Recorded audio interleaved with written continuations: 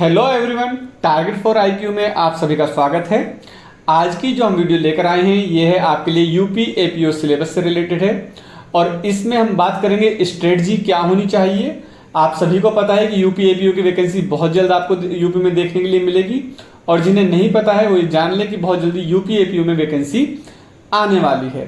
तो आज हम बात करेंगे कि हमें अपनी रणनीति कैसे बनानी चाहिए जिससे हम ज़्यादा से ज़्यादा मार्क्स ले पाए।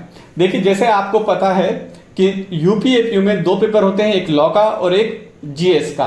लेकिन जब हम लॉ की बात करते हैं, इस वीडियो में हम सिर्फ लॉ की बात करेंगे, तो लॉ की जब हम बात करते हैं तो इनमें जो सबसे इंपॉर्टेंट सब्जेक्ट निकल कर आता है वो है भारतीय साक्ष्य अधिनियम। और ऐसा हम क्यों कह रहे हैं ये हम आपको इस वीडियो में बताएंगे। इसका एनालिसिस क्या है, हमने ये इस निष्कर्ष क्यों निकाला है, आप इस चीज को समझेंगे। तो देखिए, सबसे पहले हम बात करते हैं कि यूपी एपीओ में जो सिलेबस है उसमें जो मेजर सब्जेक्ट हैं, जो लॉ के सब्जेक्ट हैं, वो होंगे आईपीसी भारतीय दंड संहिता, दंड प्रक्रिया संहिता, उत्तर प्रदेश पुलिस अधिनियम और भारतीय साक्ष्य अधिनियम। ये मैं आपको बता दूं कि आपको लगता होगा कि लॉ चेंज हो चुका है, अब न्यू एक्ट्स आ चुके हैं, तो ये वीडियो नोटिफिकेशन आने से पहले जितनी इंपॉर्टेंट है उतनी ही इंपॉर्टेंट नोटिफिकेशन आने के बाद भी रहेगी। क्योंकि जो सिलेबस है, अगर सिलेबस चेंज भी होता है आपका और इसी पैटर्न पर सब्जेक्ट सिलेबस आपका रहता है जो कि अब तक रहा है, मतलब आईपीसी, सीआरपीसी और एविडेंस रहता है, साथ में पुलिस एक्ट रहता है, तो जो भी नए एक्ट आए हैं, चाहे वो जो नए नाम के साथ में आए बीएनएस, बीएनएसएस या जो भी भारतीय साक्ष्य अधिनियम बीएस से है, अगर यही रहता है तब भी ये वीडियो आपके लिए बहुत काम आने वाली है। क्योंकि तैयारी पहले से होती है, नोटिफिकेशन आने के बाद तैयारी नहीं होती है। ठीक है, तो जो लोग तैयारी में लगे हुए हैं उन लोगों के लिए बहुत इंपॉर्टेंट वीडियो है। इसको समझते हैं कि ऐसा क्यों है, क्यों हम ये कह रहे हैं कि भारतीय साक्ष्य अधिनियम बहुत ज्यादा इंपॉर्टेंट है। तो देखिए अब हम बात करते हैं कि इसमें सब्जेक्ट्स कौन से। ये सब्जेक्ट आपके सामने है, IPC, CrPC, UP police act और भारतीय साक्ष्य अधिनियम। अब जब हम बात करते हैं तो अब हम इनके मार्क्स की बात करते हैं कि जो लॉ का पेपर है, लॉ का पेपर जो है वो 100 मार्क्स का होता है और जीएस का जो है वो 50 मार्क्स का होता है। अब जो 100 मार्क्स हैं ये डिवाइड होते हैं कि अगर हम बात करते हैं आईपीसी, सीआरपीसी, पुलिस एक्ट और भारतीय साक्ष्य अधिनियम या इंडियन एविडेंस एक्ट। ठीक है, अभी इंडियन एविडेंस आईपीसी और सीआरपीसी में इसलिए यूज कर रहा हूं क्योंकि अभी तक यही सिलेबस रहा है। जब नोटिफिकेशन आ जाएगा तब भी ये यही रहेगा या चेंज होगा वो अलग बात है, लेकिन ये इंपॉर्टेंट उतना ही रहेगा। ये आपको समझने की जरूरत है। ऐसा क्यों है, देखिए आईपीसी से जो आपके क्वेश्चंस आते हैं वो आते हैं 35 मार्क्स के। उसके बाद जब सीआरपीसी के क्वेश्चंस होंगे वो आएंगे 25 मार्क्स के और पुलिस एक्ट आएगा आपका 15 मार्क्स का और इंडियन एविडेंस एक्ट आता है आपका 25 मार्क्स का। अब हम इसको, ये 100 मार्क्स हो गए। देखिए 25, 25, 50 यहां से आ गए और 35 ये यानी 85 हो गए और 15 ये यहां पर आ गए, तो 100 मार्क्स आपके हो जाते हैं।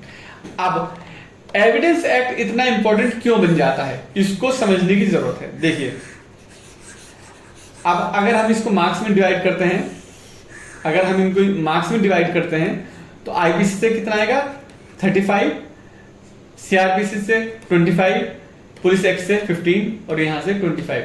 अब आपको ये समझने की जरूरत है कि अगर आपको 35 मार्क्स लाने हैं तो आपको कितनी सेक्शन पढ़नी है, 511। देखिए, स्मार्ट वर्क्स और हार्ड वर्क में यही डिफरेंस होता है कि आप एनालिसिस करें, अपनी चीजों को समझें कि कहां से मार्क्स ज्यादा गेन किए जा सकते हैं। आपको 511 सेक्शंस पढ़नी है तब आपके 35 मार्क्स आएंगे। सबसे ज्यादा जो वेटेज होता है वो आईपीसी का होता है। दूसरा, आपको 484 सेक्शन पढ़नी पड़ेगी और मार्क्स कितने नंबर का पूछा जाएगा उसमें, 25 मार्क्स का। ठीक है, यूपी पुलिस एक्ट में लगभग 554 सेक्शंस हैं और कुछ रूल्स एंड रेगुलेशंस भी हैं, वो एक अलग चीज है। यहां से 15 मार्क्स आता है तो इसको फिलहाल हम हटा देते हैं। अब हम बात करते हैं यूपी पुलिस एक्ट, जो भारतीय साक्ष्य अधिनियम है, इसकी। यहां पर 25 मार्क्स का आता है। सेक्शन आपको कितनी पढ़नी है, 167। मतलब आपको सिर्फ 167 सेक्शन पढ़नी है और यहां पर 25 नंबर के जो क्वेश्चंस हैं या 25 क्वेश्चंस हैं वो आपका जो सिलेबस है वो कवर करता है। आप समझने की कोशिश कीजिए कि आपको 25 नंबर के लिए 167 सेक्शन पढ़नी है और 25 नंबर के लिए ही आपको 484 सेक्शन पढ़नी है। तो आपको पहले यह ज्यादा फोकस किस पर करना चाहिए? ठीक है, पढ़ना सभी है, ऐसा नहीं कि आप आईपीसी को छोड़ देंगे सिलेक्शन हो जाएगा, सीआरपीसी को छोड़ देंगे सिलेक्शन हो जाएगा, नहीं, पढ़ना सभी को है। फोकस किस पर करना है, मेहनत किस पर करनी है, या ज्यादा आसानी से आप मार्क्स कहां से गेन कर सकते हैं। देखिए, अगर आप 167 सेक्शन पढ़ते हैं तो भी आपको 25 मार्क्स आ रहे हैं, आप 484 पढ़ते हैं तब भी आपको 25 मार्क्स आ रहे हैं। तो आपका फोकस होना चाहिए कि सबसे ज्यादा जो वेटेज है, सबसे कम सेक्शन पढ़नी है और सबसे ज्यादा मार्क्स लेने हैं। तो इंडियन एविडेंस एक्ट जो है, आपको इतना डीपली पढ़ना है, सोचना है कि यहां से तो कोई क्वेश्चन गलत होना ही नहीं चाहिए। ठीक है, आप यहां से इसको 3 बार पढ़ोगे, लगभग 3 बार पढ़ोगे, तब जाके आपका ये 1 बार कवर होगा और 25 मार्क्स आएंगे। अगर आपने इसको 3 बार पढ़ लिया तो आपका ये 3 बार रिवीजन हो गया, आपका 3 बार रिवीजन भी हो जाएगा। ठीक है, और आपके मार्क्स के चांस ज्यादा बढ़ेंगे।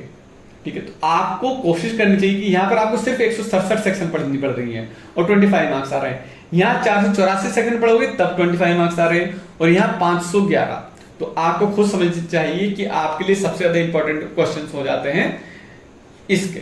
क्यों? क्योंकि 167 सेक्शन सिर्फ है, आप इसको 1 बार पढ़ें, इसको 1 बार पढ़ें और इसको 3 बार पढ़ें और इसको भी लगभग 3 बार पढ़ें, तो भी लगभग बराबर वेटेज आ रहा है।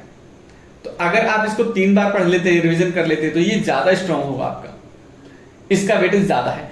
लेकिन छोड़ हम इसको भी नहीं सकते, आप इसको पढ़िए पहले, उसके बाद जो भी सीक्वेंस आपको लगाना है उन पर लगाइए। एविडेंस आईपीसी एक ऐसा सब्जेक्ट है बहुत इंटरेस्टिंग है और आईपीसी स्टूडेंट सबसे ज्यादा पढ़ते हैं, सबसे, और ज्यादातर लोगों का फेवरेट सब्जेक्ट भी आईपीसी होता है, क्योंकि उसमें कहीं ना कहीं क्राइम है, सोसाइटी है से रिलेटेड है और कहीं ना कहीं रहता है इन्वॉल्वमेंट। फिर वो हम पढ़ते रहते तो चीजें सामने रिवीजन होता रहता है कि भाई यहाँ मर्डर हो गया, कल्पेबल होमिसाइड हुआ या मर्डर हुआ या चोरी है या थेफ्ट है, ये सारी चीजें हमारे सामने चलती रहती है, तो ये कहीं ना कहीं हमें इजी लगता है।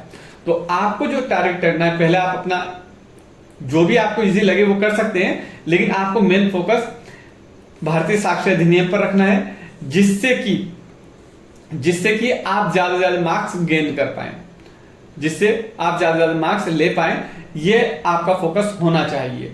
क्योंकि इधर 511 सेक्शन पढ़नी है, इधर 484 और इधर 167 सेक्शन। अब आप कहते हैं कि मान लो सिलेबस चेंज हो जाता है तो क्या होता है कि अगर बीएनएस चेंज हो रहा है या बीएनएसएस आ रहा है, आपका बीएनएसएस आ रहा है या बीएसए आ रहा है, ठीक है, तो भी कोई टेंशन नहीं। क्यों? क्योंकि बीएसए के अंदर 170 सेक्शन है और बीएनएसएस में 530 सेक्शन है। ये सेक्शन और बढ़ा दी गई है, ये सेक्शन और बढ़ा दी गई।